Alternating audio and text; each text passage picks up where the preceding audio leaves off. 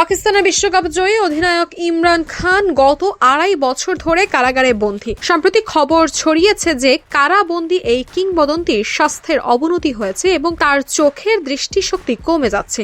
এই খবরে বিশ্ব ক্রিকেটে তোলপাড় শুরু হলেও পাকিস্তান ক্রিকেট বোর্ডের চেয়ারম্যান মহসিন নাকভি একে সরাসরি ভিত্তিহীন প্রোপাগান্ডা বলে উড়িয়ে দিয়েছেন।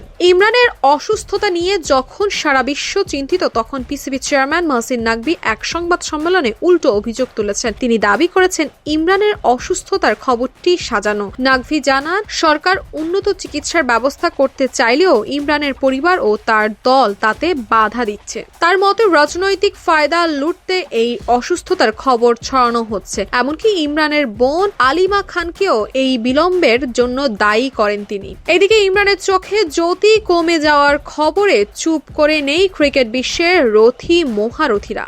অস্ট্রেলিয়ার সংবাদ মাধ্যম দ্য এজ জানিয়েছে, সুনীল গাভাস্কার, কপিল দেব এবং ইয়ান চ্যাপেলের মতো বিশ্ব নামকরা 14 জন সাবেক অধিনায়ক পাকিস্তান সরকারকে একটি চিঠি দিয়েছেন। চিঠিতে তারা ইমরানের সুচিকিৎসার দাবি জানিয়েছেন। তালিকায় স্টিভ ওয়া, ক্লাইভ লয়েড ও নাসের হুইসেনের মতো বড় নামগুলো রয়েছে।